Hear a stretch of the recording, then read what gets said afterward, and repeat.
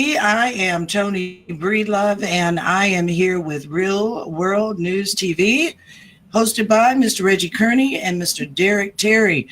Thank you guys for joining in. What's up, guys? Same old, just a different day. It's all is good. Sounds like a plan. What's going on, Mr. Terry? Nothing. Just looking forward to this very interesting topic. Very passionate, very personal to me. So I'll let you do what you do, and we'll get into it. All right. So I'm so glad that you guys are joining us tonight. Tonight's topic, we are hitting the hot buttons, talking about Black men educators in the educational system. And this topic was actually brought to us by Mr. Derek Terry. And if you notice, Miss Jerry Ann Tappan is not with us tonight. She is taking care of some personal business. So we're just lucky to have Mr. Terry with us tonight. And I do want to acknowledge also, I have my cousin sitting here, and she's listening in, she's watching in, she's from San Francisco. So you guys say hello to Miss Brenda Miller. Hello, cousin. Hello. Hey, let me see your cousin. She got a head rag on. It's Black History Month. It's Black History Month. Look, she's my favorite. I want to keep it that way. Oh my gosh. But tonight I'm sorry, I'm adjusting my camera here.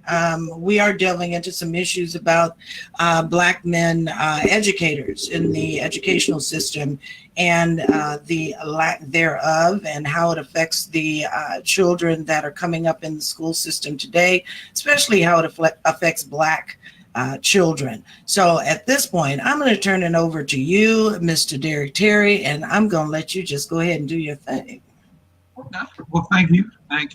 And I definitely appreciate y'all giving me this forum to talk about something that's really deep and passionate. So I've been telling friends that we were going to have this show today that was going to talk about the absence of the Black male teacher.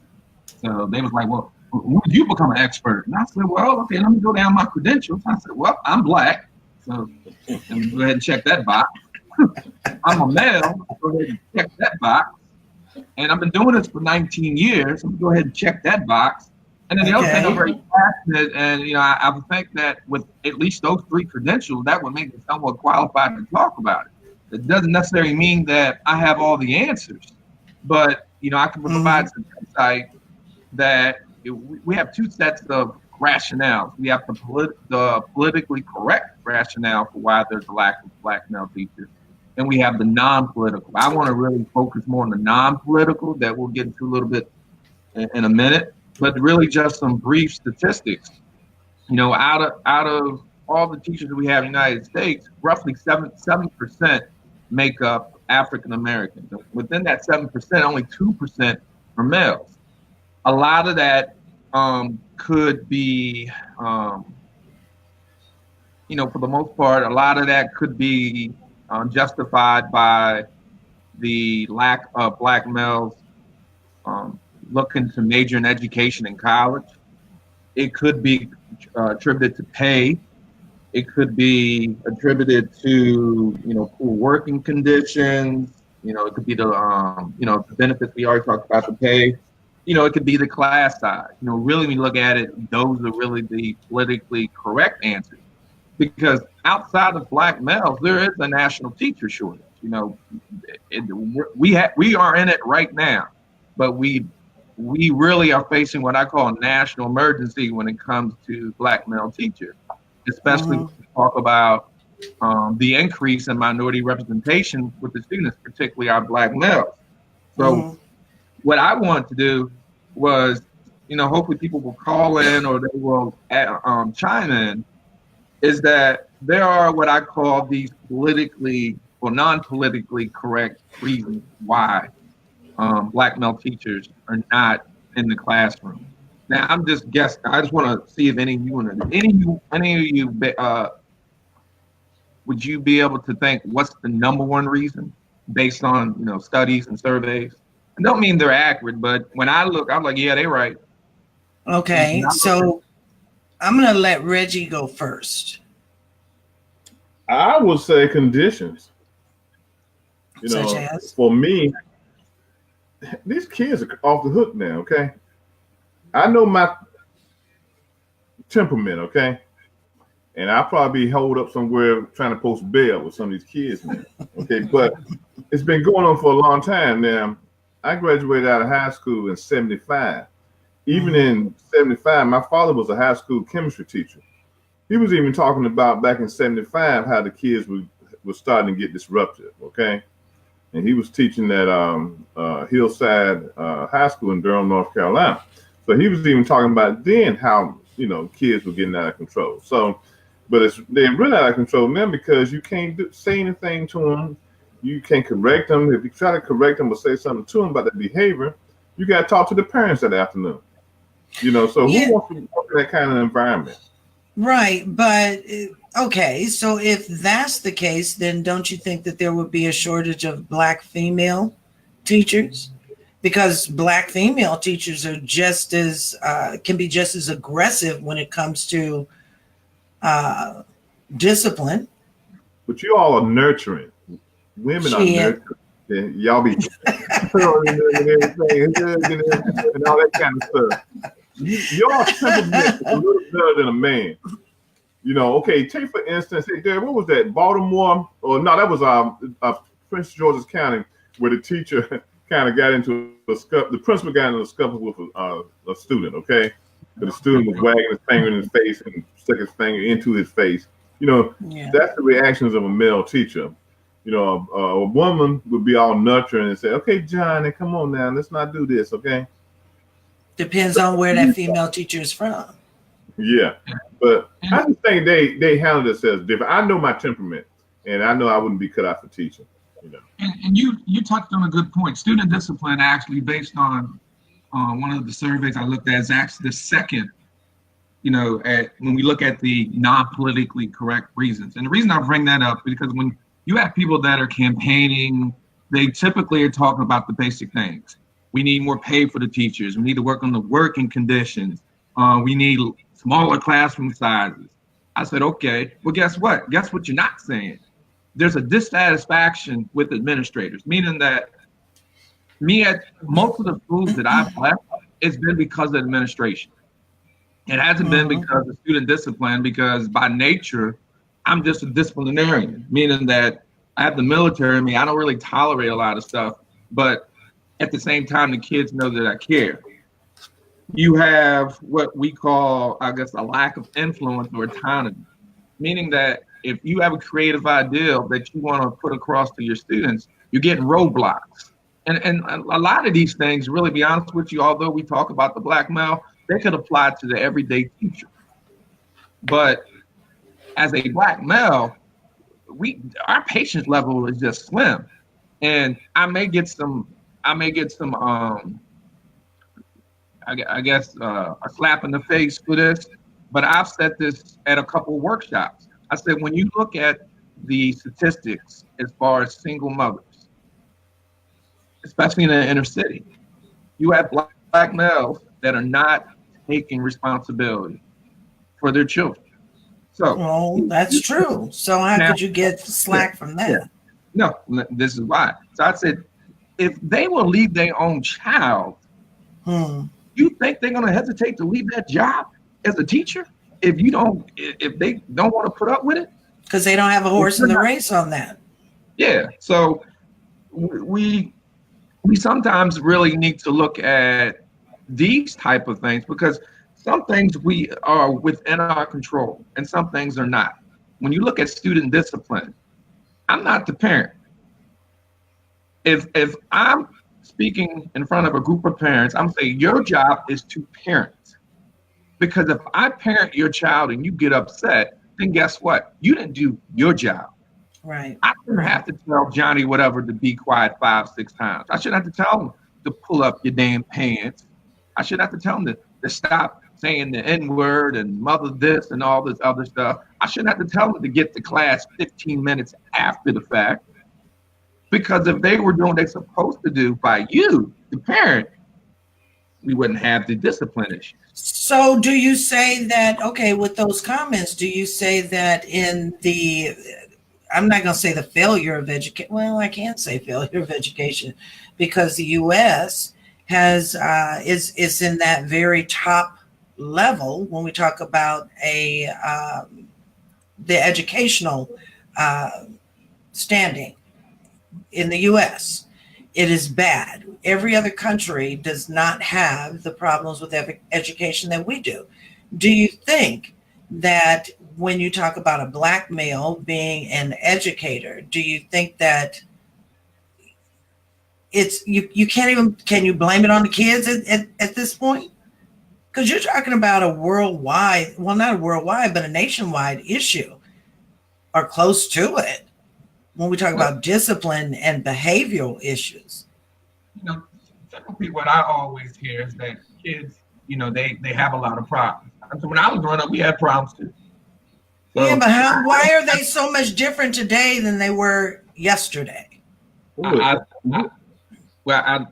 let Reggie chime on this because he's a little bit older. Well, we didn't have problems when I was coming up because they put a board to your butt, okay? They stuck your butt right. up. Well, yeah, corporal punishment, they took it out of the schools. But what happened was the integration of the schools, and I saw this in the South when integration came along in 1968.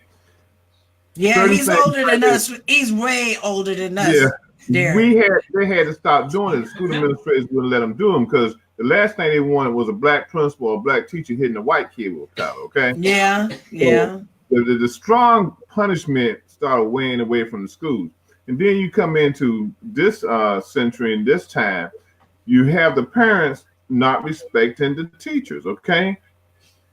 The kid can do anything they want to do, and the parents going to come up there and back the kid up and not going to go home and discipline the kid. Now, if I got in trouble when I was a kid in school, I got beat by the principal and I got beat by my parents when I got home. That's the way it was, right? So you had much more control during my time with the kids, okay? You just don't have that no more. You got to worry about lawsuits. You got to worry about going to jail for assault. You got to worry about losing your teacher's license and things like that. So a lot of it deals with the disciplinary problems that these schools are faced with. It's in the big cities. It's in the little cities, okay? Right, but but you also have to consider too that back then, and even I know that I don't want to date myself and make myself as old as Reggie, but but even back then, I think that we saw that more of the educators were actually a part of the community. They lived in the neighborhood, so they knew the parents. They knew that they could, insist certain things from kids, or they would get their asses whipped by the teacher, just like you said, and then go home and then get it from your folks. But the teachers or the educators now do not live within the communities in which they teach. Right. So they have separated themselves from these kids altogether. Well, to be honest with you, it's kind of expensive to live in most areas where you teach because the salary is really not commensurate with, the living conditions. But I get that. I don't think that's a major deterrent of keeping Black male teachers out. I know when I was teaching, especially around my first year, when they realized I was in the military, I became drill sergeant, meaning that I was more respected for my behavior management than I was as an actual teacher. And I think that messes with the psyche of a Black male. Well, look, I'm here teaching math, science, whatever it may be, but you're calling me to go in and check on another class because that teacher can't control their class. And then all of a sudden, when I need to take off from work, you tripping. And I'm like, wait a minute, you got me doing X, Y, and Z, and then you want to come in here and critique, whatever, all the, whether the lesson and all that, where I think what happens with the Black male, it comes down to whether or not they feel they are appreciated. Because if they're not appreciated, they don't feel valued, they're just not simply going to be there. So it's not an issue of it's not an issue of curriculum. It's not an issue of how the curriculum is delivered. Do you think? Because what if the black male teacher or educator does not agree with the curriculum? Well, that or the happened subject to me. matter? I used to teach. I taught history a couple years ago, and when I was teaching it, we were talking about Jim Crow, and I would start talking because a lot of times when you teach, you want to put in real world experiences. And although I didn't live, I guess doing Jim Crow, I know Jim Crow is probably still there, but during the time where my mom and them was in school, I would just talk about how they were in school. I said my mom had to walk, from her house to Tuggle Elementary. I'm like, man, you walk that far? And I'm looking at it, and they couldn't go to to certain stores. Some of these schools didn't have heat or AC. And so there's a lot of things that we take for granted that, not saying, when I'm assuming, I'm not, I know Reggie had to endure. We've made progress, but when you look at the black male teacher, a lot of times I'm thinking, why do I have to deal with all this? I said, when we talk about the curriculum, my thing is like, we don't want to teach his history. We want to teach our history as well. And I think that's where there's the conflict, because you're taking away that autonomy. Because understand that most of the curriculum is set by school boards and it's set to some degree by parents. Right. So if you're living in an area that's 90% white, you best believe you're not going to see a lot of black history. It's not going to happen. So, and I know there's another case where I've been in schools where I've been the only black male teacher, or I may have been the only black male teacher in a particular grade, which means sometimes I'll feel alone, because I had nobody I can relate to. I'm very diverse, meaning that, I have a diverse group of friends, but, who am I going to shoot the breeze with when we talking about cultural experiences if I'm the only one in there? So as a black educator, then who do you relate to in the school of which you teach? Oh, right now? Yeah. Oh, well, I'm saying it's school I'm at now. It's very diverse. So, I am able to relate, but I've been in schools where I may have been the only one or the only one in that particular class. I mean, like grade level. So I think when we look at the black male teacher, I look at it like this. If you're interviewing for a job and they show you the school, and as you're going through the school, you don't see one of you, would you be in? Yeah. I'm saying, like, if you went to a school, to take away the black male, if you went to a job and all you saw, out of 100 employees, you saw 3 women, would you be like, wait a minute, do I really want to work here? But I fit in, right? Am I the token? Because I felt in some cases I was the token. Yeah, I've been there. And I'm like, why'd you hire me? Well, we really, needed somebody to work with the kids. Oh, you need a black male. I'd rather just work with it and just say what you mean. But I've been in some cases where, some administrators have been very blunt, and I appreciate it. But I don't like to go for the okie doke. If you're hiring me because you really feel you need the black male, then I don't mind that. But don't put me there, and then all of a sudden you kind of want to sugarcoat it. Right. And I'm thinking, where am I here? So, I'm not in that situation now, but I've been in that situation before. So, question, because I know that in your description you were quoting statistics, but my question would be, without the presence of I'm going to say a good ratio or a good makeup of black educators, black teachers, men, what is the ultimate outcome for those black students who cannot identify culturally within those classrooms if they don't see someone who looks like themselves? You want to take this and I respond after Reg? You want me to answer? It's your show. Like Reg is thinking. He got that think mode. It's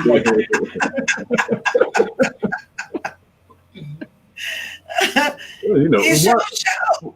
Well, look, but one thing is, I'll say to that answer to that question, the first thing the kids gonna say, ain't no white man gonna tell me what to do. Okay, they're gonna have that kind of mentality. Okay, and so it's gonna be hard for them to really learn. You know, they need to have a black male teacher they can identify with and see that this person is a professional, well-educated person. They just can't see that in a white person, okay? Because they don't feel like a white male has not endured some of the painful experiences that their parents have endured or the kid might be enduring right now. You know, so for me, it's just a big difference, you know. Or do you think that, and this will be for Derek though, but do you think that because if you are a black child in a classroom who is in a white male's classroom, do you think that because now we have the media that is so out there that we see all the negatives that blacks endure at the hand of white folks in authority, do you think that they don't respect the teacher for that reason, because of how they identify with white men? I think that's situational because it all depends on how you were brought up. I know, let's say for instance, when they had the Trayvon Martin, so that was a very traumatic and very sensitive time. So and I think if you were around that age, you were going. I'm not going to say that you had resentment of white male teachers, because don't get me wrong, there's a lot of white male teachers. They might not be able to directly relate, but they can indirectly relate because they're sensitive to the culture, meaning that they understand. So I think, like for instance, like for me, when you have a black male teacher, it gives them a different perspective on how to look at things. You know, it's almost like, and I think I used this before, I don't care how many PhDs I have, I will never be a better judge of a woman than a woman. I don't care, because I'm not a woman. Well, I major in, I said, guess what? I'm not a woman. So if you're not black, I don't care how many PhDs you can have a degree in African American history. For all I care, you're not going to be able to understand the plight if you're just not black. You're just not. Well, it's, you know what? It's not that they can't understand. It's because they don't experience. No, they don't experience it. Yeah. Therefore, they have no. It's not an understanding. It's a lack of experience. That's what that is. If you don't have any way of experiencing that when you go into a store, you know, folks want to follow you around to see if you're taking something, or, you know, you automatically are stereotyped because of the color of your skin. If you don't have that experience, then there's nothing for you to be able to relate to. You can't, you won't understand it. You can empathize with the experience of someone else, but you'll never understand what it feels like. You'll never understand that. Yeah, I think the key is, and a lot of school systems are moving towards this, you know, it's never too late, but the cultural sensitivity training, but a lot of times that's a reactive measure. It's not proactive.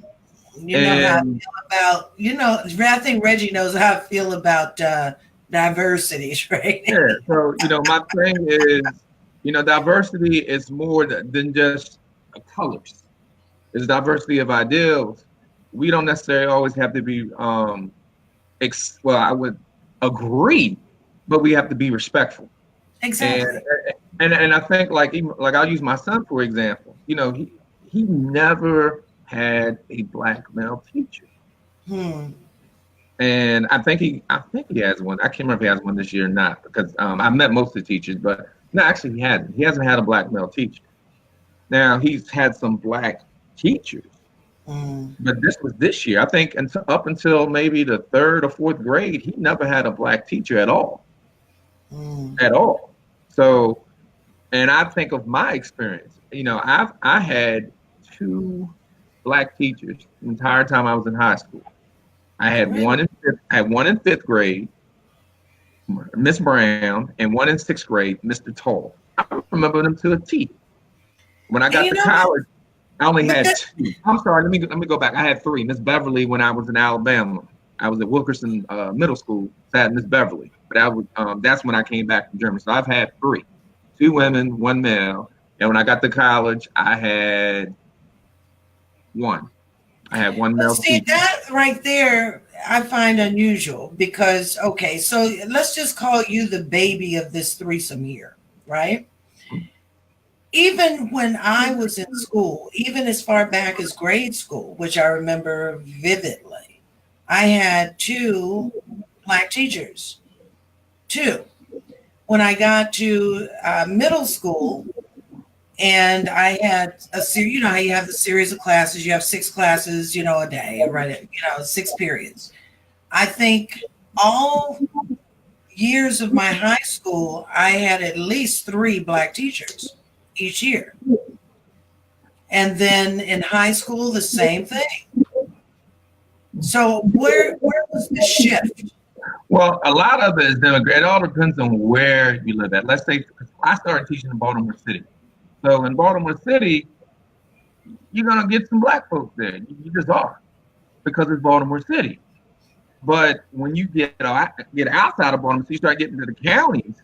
That's where you may see not as many. Like I was in Hartford County. That's where I started teaching. So in Hartford County, you just wasn't getting a lot of Black teachers out there. And some of it could have been attributed to the pay because they still don't pay the greatest.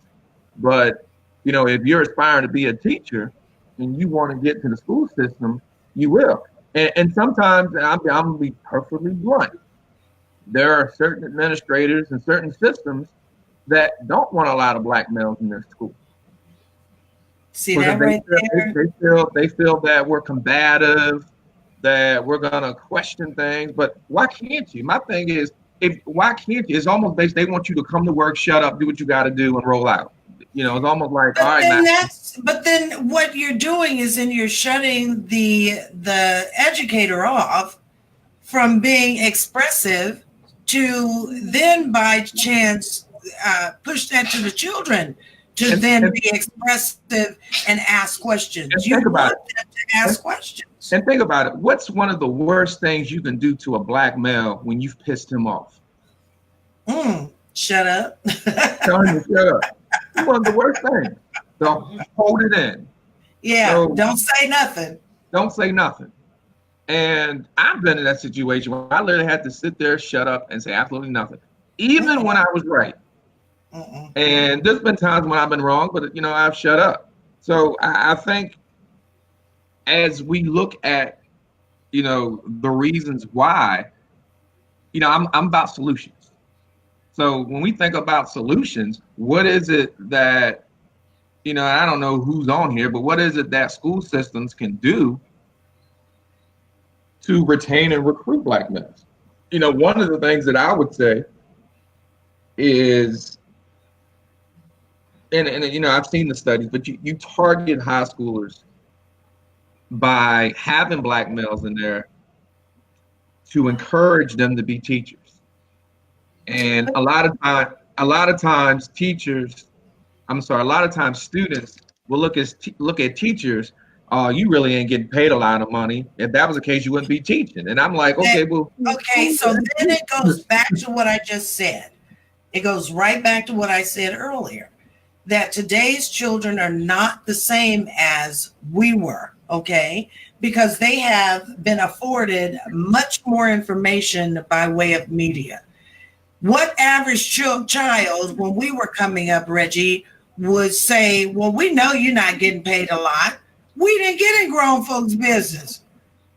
These kids have access of knowing everything. It is said twice a day on the news that teachers are on strike. They're not getting paid. They don't have the benefits. They're using their own money out of their payroll checks to buy school supplies or to be able to make up for things that the curriculum is not supporting by way of supplies. So these kids, they know more. Therefore, when you have a Black man in the classroom and you have a kid that says, well, you're not getting paid a whole lot, that's saying to himself, he's saying to himself, I'll never be an educator. And I'm going to say it out loud to the rest of the class, they'll never be educators. That's what it's doing. And that's why you don't have an influx of numbers when you're talking about enough Black males to recruit into your school systems. Nobody wants to go into education based on the fact that they don't get paid a whole lot. And the kids are going to call you out on every damn thing you say because they've already heard it on the 6 o'clock news the night before. That's why. Yeah, and I think the other thing is, I've worked in a lot of diverse school systems, and I remember one particular school system where, it was diverse class, white, Black, and one of the white students had questioned his grade. And I was like, I'll let you retake it. I thought, it was over with. Next thing I know, I'm called in the office because the parents are questioning my credentials. And I'm thinking, they wouldn't have hired me if I didn't have the credentials. Now, people understand by law, they can request those credentials. They can request my teacher certificate. That's fine. I really don't care. But my thing is, why am I being singled out? And why is it the child being questioned on why he could not pass that test? Well, it basically came down as this Black person cannot be teaching my child for my child to get that grade. Oh, so this was a white student. Yeah. Oh. And then you find it amongst blacks too. Well, it's like, oh well, I maybe you didn't know what you was doing. So it's almost like because we're Black. Teach this damn class. Yeah, I wish I could say that, but I would have lost my damn job. but I've been in those. I've been in that, and I'm believing I'm not the only one. There's Black males and actually Black teachers in general that have been questioned by not only whites but Blacks about really their credentials and their knowledge of the material. But you don't question this white teacher, but you question us. It's almost like I got to go in and put in 150% effort, because if I don't, I'm looked at through a thin microscope. So why would we put Black males in that sort of situation to be constantly questioned or scrutinized because they don't believe he is doing the right thing by teaching either Black children or white children, and being asked to show your credentials when either one of the students' parents feel that you've made a mistake and it's not their children? Why push to get Black men in there to be disemboweled in so many ways by the school system? It's the love. It's the love of teaching. I don't necessarily have to teach in a school to teach, but I love educating. Whether it's kids, young adults, old adults, whatever it may be, I have a passion for education. As a Reggie can tell you, I'm just an ardent educator. I love educating, regardless of what the topic is. I love educating, and education is power. I don't know everything, so my uncle had told me. I meant that my dad said it too. He said basically, when you stop learning, then basically you know everything. Yeah. No. Okay. Yeah. So you always gonna be learning. So you can't go into this world and say, "Well, I know everything." Well, if you know everything, you know nothing. It's that simple. Because there's always something out there to learn, and there's always something out there to teach. And a lot of I've been doing this 19 years. It has good and bad times, but regardless of whether I'm doing secondary or higher ed, education is always going to be a part of what I do until I succumb to hopefully 150 years old. So I don't know what you think, Reg. You gonna go ahead and get that teaching credential? No. I don't want to spend the rest of my life in prison. You know what? But I have a lot of respect for teachers, period. I don't care whether they're Black or white. And the reason why is because they are faced with adversities that a lot of us go out and do in our jobs every day that we would never face. Not only are they taxed with the issue of unruly kids. Now, I'm not saying all kids are unruly when they get to school, but you have those elements. not only are you dealing with that and the disciplinary during the day when the parents aren't there, you're dealing with trying to get something to stick in their little minds, you know, that will carry them for the rest of their lives, you know, or say something that will stick and be the end all of all for their world, and be able to say, you know what, my teacher, Mr. Terry, told me this, and always have that in their minds. But then they also have to deal with the parents, and that's a different issue, you know, altogether. Either they just don't give a shit, okay, and they don't want to return your calls, and they don't want to come to teacher parent meetings, or it's the flip side. They want to blame you for the behavior of their children, and they want to make you responsible for keeping them in line. So I have a lot of respect for a lot of respect for teachers, because there's no way in the world. I'm like Reggie. I would have grabbed somebody's child and I would have had their ass twisted up in the ceiling. You know? Yeah, 'cause I know I had a conversation with a parent like a couple months ago. And, you know, I was just mentioning great people, W.E. Du Bois, Bethune-Cookman. I was talking, talking about, I talked about myself. I talked about a lot of elected officials. And then I asked her, what is one thing they all have in common? She said, well, they're Black. I said, well, yeah, I know that. But besides that, I said, they had someone who taught them. They had a teacher. And what I was trying to make her understand was the profession, because a lot of people say, well, I can do it. I'm like, okay, if you can do it, you be doing it. And what I try to make people realize, even, you know, there's a lot of people out there that criticize teachers and talk about, well, you get the summers off and all that. And then I say, I want you to think about this. We're required for the most part to work about 7.5 hours a week, per day. But I know for a fact we're given free labor 10 to 20 hours a week. Right. Grading papers, extra papers, whatever. And it's free. Right. And Maryland is a union state, right?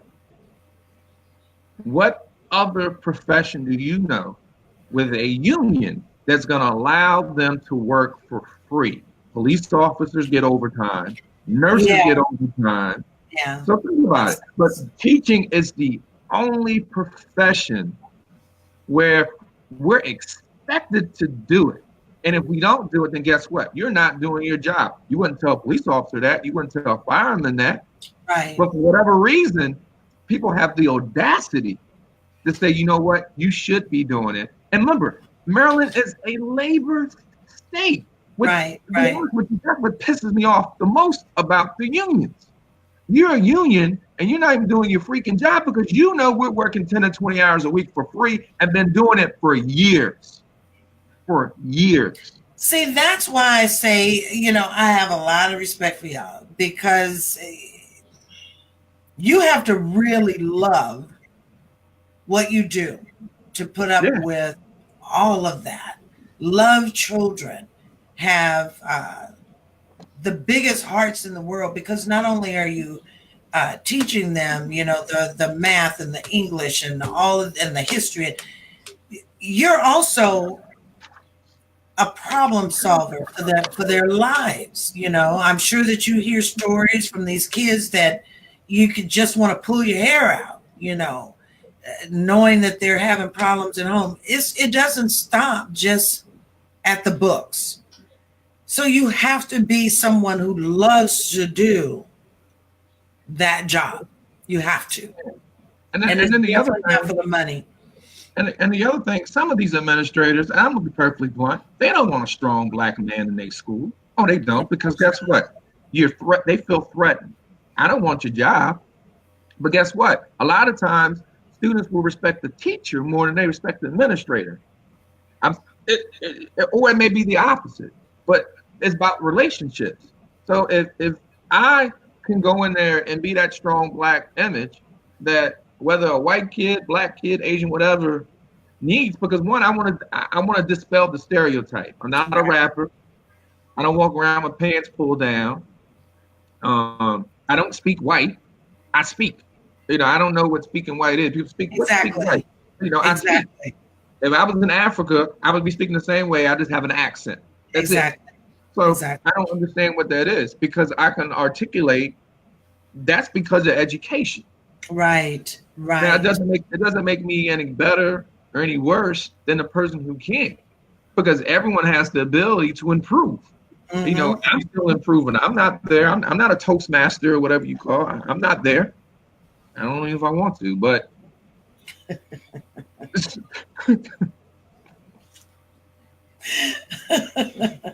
So, Reg, you haven't said much lately. I'm just listening. But I think one of the problems you have is salary, and that's probably one of the biggest things too, right there with disciplinary, having disciplinary problems in the school, because people want to make good salaries between 70 and 100,000 and more a year. In teaching, unless you get your master's or PhD, you just can't get that. Right. So I think that's a big turnoff when you can look at going to be an engineer, even going to in some other fields, you're going to make more money, and that's something else too. I mean, if you aspire to buy a house and get married one day and have a family, teaching is not the place you want to be. Right. As far as that kind of money, you got a lot. Such an admirable profession. But you got teachers working 2 and 3 jobs to make ends meet. But I've always been on the premise that teachers' salaries need to start off with $75,000-$80,000 a year. So first of all, they babysit your kids. Okay. Exactly. 8 hours out the day, 6 to 7 hours out the day, your babysitter is a school teacher or teacher. So they need to have a little more money. But we pay extra money for other jobs, but we won't give the teachers the money they need to live off of, or even operate the classrooms. Well, so let me ask you guys this question. I know it's going to be a far out question, but if we realize that the teachers are underpaid and that they do sit with your children and they babysit and educate at the same time, if we realize that the salaries are way, way too low, then why is it such an issue to give these people more money? Well, part of the problem is it's not a federal issue. Federal government maybe gets 10. It's a state. It's state, local government, right? And every jurisdiction sets their priorities. And unfortunately, things are dictated by property taxes and commercial tax base. So if your commercial tax base and your property taxes kind of balance out, you can afford to do that. I'm saying I think you're in Vegas, right? Mm-hmm. So Vegas is probably in the top 10 when it comes to salaries. But guess what you got going for you? No, I'm talking about starting salaries for teachers. It's a county out there. I don't know what it is, but y'all in there. I don't believe that. You may think it's low, but you're in the area, and you have a fairly large school district. But yeah. But when you look at it, the most of each county's budget goes to education. The problem is you got pensions, which typically the state will pick up. Well, guess what? That puts the state in the bind. So, I don't quote me, but from my understanding, the state of Maryland was paying the pensions, but they could not dictate the salaries. And think of it like this: if you come into my house, well, because the counties want to dictate it. So look at it like this: if you come into my house and I'm paying you everything, right? But you're telling me how much you're getting paid. Oh, wait a minute. You know what? You should pick up a portion of the benefits. And I think what the state was saying is we cannot dictate the salaries. Then you need to pick up a portion of the pensions that the state was picking up. So that means that those monies thus were reallocated to these school systems, which makes it a little bit difficult for them to raise their price. You got to look at the cost of healthcare and all the other stuff. But I really firmly believe if you have a strong commercial tax base, then you can thus increase teachers' salaries. Or you may have to cut some things to increase it. You know, don't get me wrong, there's still that lottery money that is there. I was just thinking that. But the problem with lottery money is that you have to have state accountability.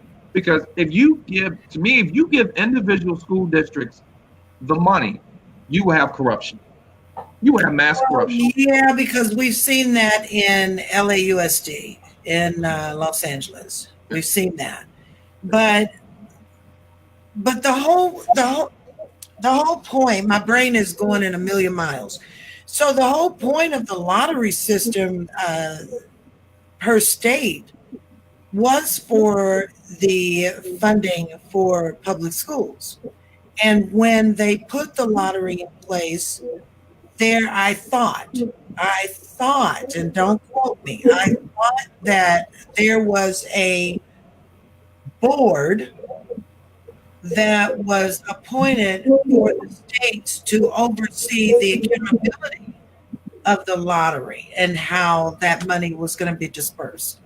No, we're not talking about the lottery. I think, and I may be wrong, the lottery, a lot of that goes into capital projects. What I'm talking about is the casino. So we have casinos in Maryland, and that money was supposed to go to the. When I voted for it years ago, we were thinking that money was going to the school systems, and it didn't. What happened is that they kept that money in a. I guess they gave the governor at the time, O'Malley, basically carte blanche to do what he wants to do with the money. So let's say, for instance, I'm just throwing a number out here. Let's say, for instance, our budget is $300 million. Okay. And we made $500 million on casinos. So you would think that $500 million of those dollars would be reallocated throughout all the jurisdictions. They were like, no, you got enough for your $300 million. We'll give you a little piece here, and we'll use that money to fund other projects. So I think we had voted in November to basically give the money to the school system like it's supposed to, but I think that's been on halt for a year. I think they suspended that for a year to do some further. They're trying to come up with a formula of how much money each school district gets. Remember, no school district is going to be happy. They're not. Why they getting more money? We should be getting this money. But if that is the budget, the school's annual budget, then I'm confused. Well, I'm not confused. Okay, say your budget was $300 million for your annual budget, right? This is what you budgeted for that takes care of all of your costs. And if your lottery system or your casino system, whatever that is set in place for educational funding, if you go over that 300 million or billion, you mean to tell me that they can't get extra money? There's not a percentile that is claimed? Not yet. It was supposed to be, but as of right now, no. No one is really getting anything additional from the casino. That money so what's the point? Well, I'm saying that was the whole thing. So now what you have is like for instance, the school district I work in, they worked it out to where the teachers got a raise. But me, I call that feel-good money, because as you look into the next fiscal year, and Reggie can correct me if I'm wrong, where the hell are we gonna get this money from? Yeah, it won't be there. Because remember, think about it. In modern day history, who do you know that asks for less money each year? You don't, because your expenditures from the previous year dictates what your expenditures are going to be for the following year, based on an economic increase. Well, we can talk economics all day. Was also talking about. Well, guess what? Let's say, for instance, you asked for $300 million and you spend $260. How are you going to justify asking for $320? You can't, because you didn't spend it.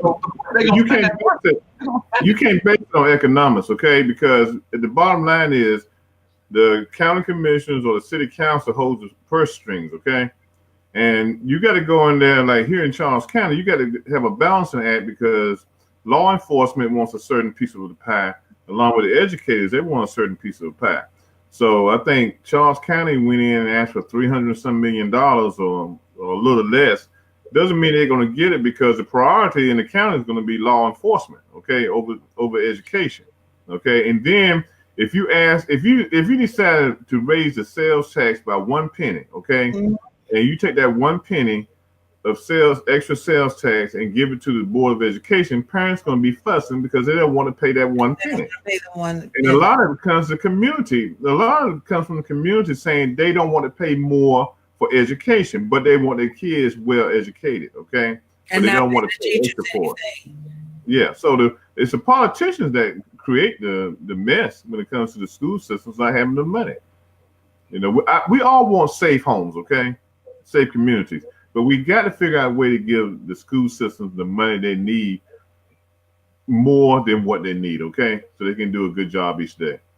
But remember, you only can give them what you can afford. I look at it like this. We got this big old apple pie or cherry pie. And the next year I make that cherry pie bigger. But guess what I'm not putting in there? More cherries. I ain't putting no more cherries in there. So the pie's getting bigger. Well, guess what? There's no cherry. So what's happened is that the needs and the expenses are getting bigger, but the money to me, the money is not there. And I think a lot of school systems are facing that predicament, and which is why they're hoping that they can get the casino funding resolved, because I think that at least that will provide some remedy. But I don't think it's going to fix the teacher shortage, because pay, like in my mind, pay is not the determining factor of why you don't have black male teachers in school. Yeah, it's a part, but it's not a big part. I think when they look at it, if you're going to pay me this much and I got to put up with all this, I might as well go do a 9 to 5 where I can go to work and I'm off. Yeah. I don't want to think about who wants to bring work home and you're not getting compensated for it. But teachers have been doing this for years. Exactly. And like I said, in a labor union state. That's insanity.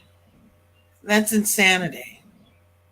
And that's what I'm puzzled by. And I like unions when they work for you, but this particular situation, they have no answer to. The answer you always get, well, we know what we signed up for. I said, no, I didn't sign up for this. When I looked at the contract, it didn't say 10, 20 hours.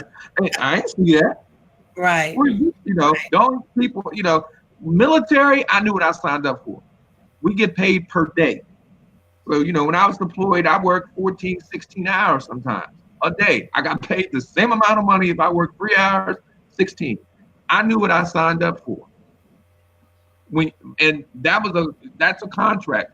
They were perfectly blunt. They're not going to tell you this during a teacher interview, and they're definitely not going to tell you. I'll look at it like this: if I got all my work and I can't get it done during the school day, when am I supposed to get it done? They would never tell you take it home. That I can guarantee you. They would never say, hey, well, you can work on it. They're never going to say that because they know they can't, but they know that we do. And they know we've been doing it for years for free. You look at you.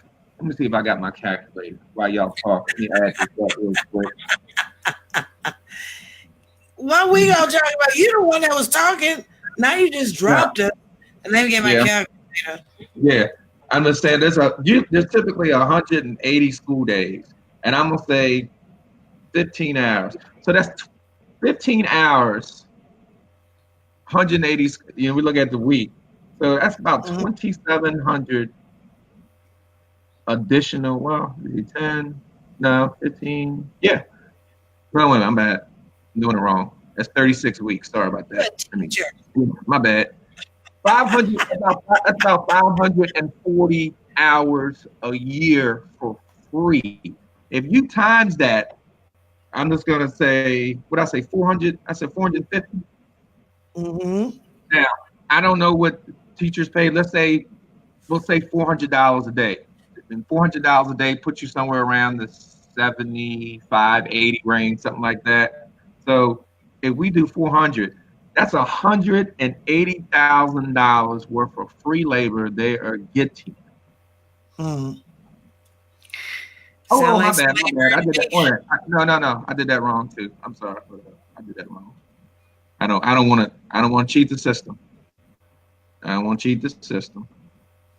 53. There we go. 53 times 53. My bad. That's $23,000 worth of free work that they're getting in a year. Wow. Where they do about 15 hours a week for for 36 weeks. Insane. Now, what police officer gonna give up we'll say $24,000 of free labor a year? None. What person who works at a coal mine or steel mill is gonna give up $24,000 of free labor? What nurse do is gonna give up 24 hours? But guess what? Teachers been giving up about that and more for years. And if you do that for 10 years, that's $240,000 I'm giving you for free. You do it for 20, just do the math. So, and then to me, in a union state, it makes no sense. It doesn't make sense. It does not make sense. Oh my gosh. It's not going to change anytime soon. So. No, they're gonna change. Change gonna. Sam Cooke said, "Change gonna come. It's gonna come after you retire." Nah, forget that. No, let it come. Mm-hmm. Let it. I'm fortunate. I got military health benefits, but a lot of people have to Some stay in people for those don't. health benefits. They got to stay in for those health benefits. Mm-hmm. They have to. Well, we have come to that time, guys. Wow. It's quick. It was quick. It was quick. We got an educator educating us, Reggie Kearney. Yeah. Yeah. I learned something tonight, Mr. Terry. Thank you very much. I learned too. Can I make a suggestion? No, Okay. kidding. If anyone is watching, whether you do it now or later, if you can just give us some suggestions of what you want us to talk about. Don't mean we're gonna do it next week. That's right. Give us some suggestions, because it makes things a little bit more entertaining. Yeah, because we don't have to pick our brain. Yeah, because next week we ought to talk about why women like going to massage parlors. Okay. What kind of show are you trying to do? You're gonna invite the New England Patriot owner Kraft there? Yeah, I'm gonna see Kraft join us next week. Yeah. I can't believe you guys. Yeah. I really can't. You heard what I said? Why women like going to massage parlors? I didn't say nothing about men.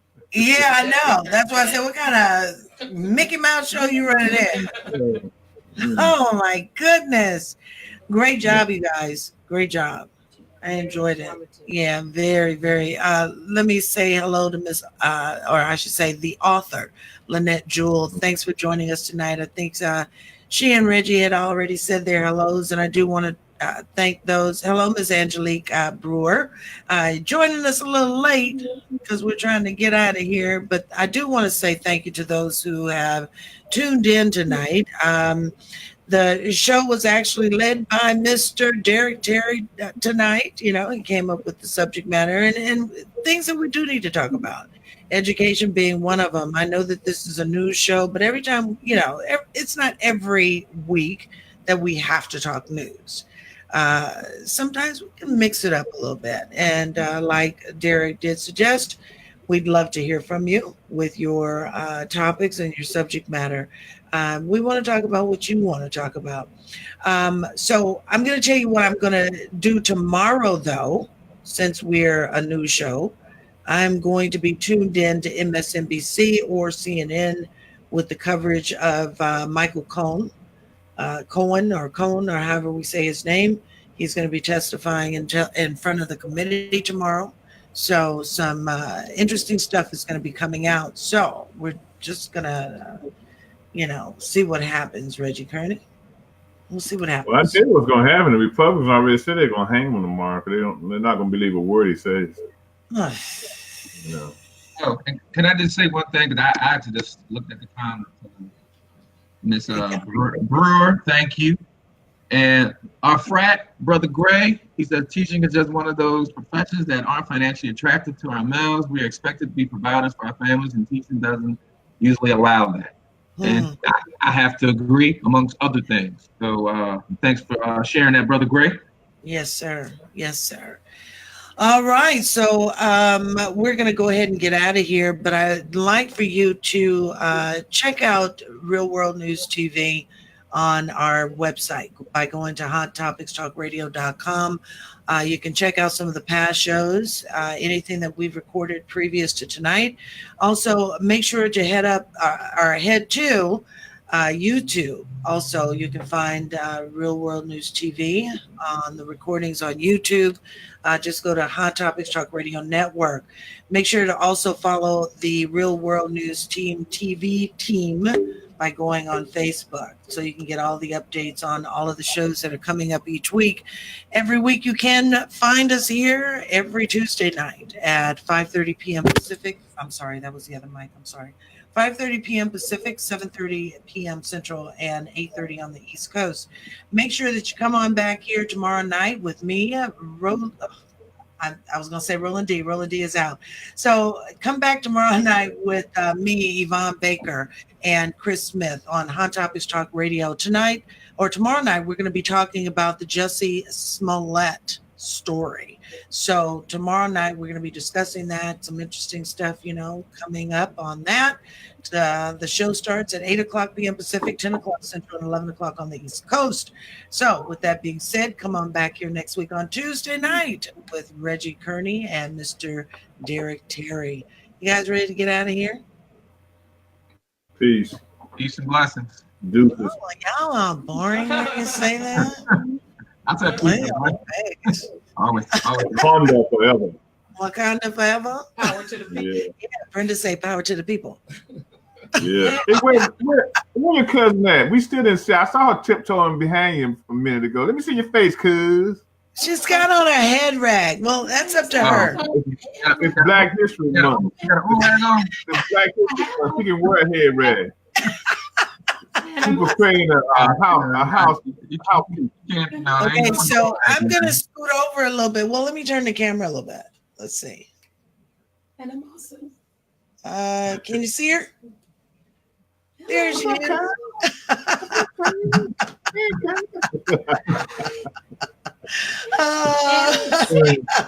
Yeah, she's been sick since her visit. Yeah. Well, look, Tony. What? Does she know about your part-time job in Las Vegas? What part-time? You shut up, Reggie. Job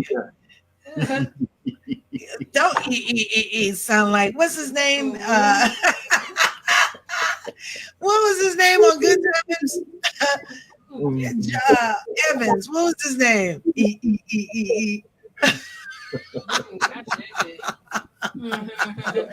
All right, you guys, we're gonna go ahead and get out of here. Come on back next week on Tuesday night for Real World News TV with Reggie Kearney and Mr. Derek Terry, and I'm gonna try and sit down again. So again, thank you for joining us tonight, and thank you for your continued support. We'll talk to you real soon. Good night, everybody. Good night. Hi. Good night.